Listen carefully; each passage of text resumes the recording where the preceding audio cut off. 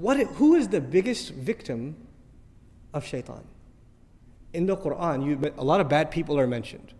But after shaitan, who would you put at number 2? Fir'aun. You would put Fir'aun at number 2. And I want you to note something about Fir'aun. And actually, before you know something about Fir'aun, I want you to note something about this surah. Remind yourself once again, what 3 names of Allah did we find? Rabbin Nas, Malikin Nas, Ilahin Nas.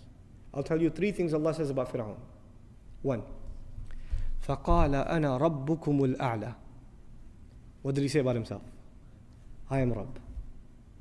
The biggest waswasa of shaitan, what you're supposed to attribute to Allah, he attributed to himself. Rabb. Listen to another ayah from Fir'aun.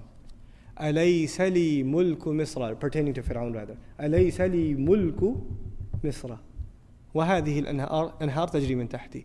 Don't I own the kingdom of Misr? Don't these rivers flow beneath, and only I am the king of Misr? What's he referring to himself as? Malik. That's what he's referring himself. So he mentioned himself as Rabb, then he mentioned himself as Malik. What's left?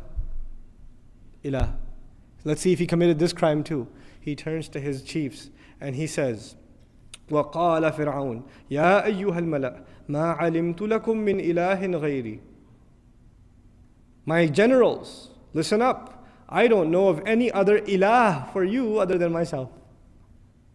For Fir'aun, we find himself declaring 3 things for himself. Rububiyyah, Mulk, and Uluhiyyah. All 3 for himself. Rabb, Malik, Ilah. We find this sampling that Allah has given us in the Quran is very important. It shouldn't be overlooked. And it's not just for you and I to say, oh man, Fir'aun, la'anahullah, what a loser. But there's something here. That is what the waswasa of shaitan can lead to. What was the biggest problem of shaitan? Shaitan himself, what was his biggest problem?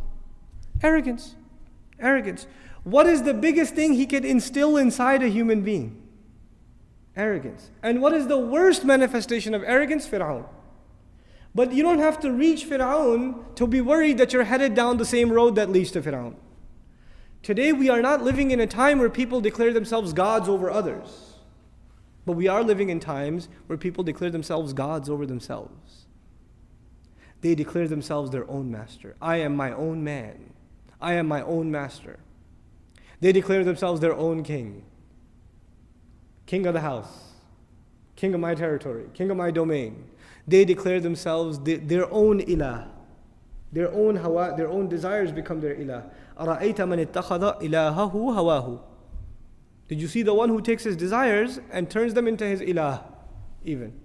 We're living in times where we can each turn into mini Fir'aun without even realizing it. We don't have to have large castles and fight with messengers and be arrogant, outspoken against Allah Azza wa Jal. But that concept of ego that is crushed in the beginning of this surah by you openly saying, I need protection.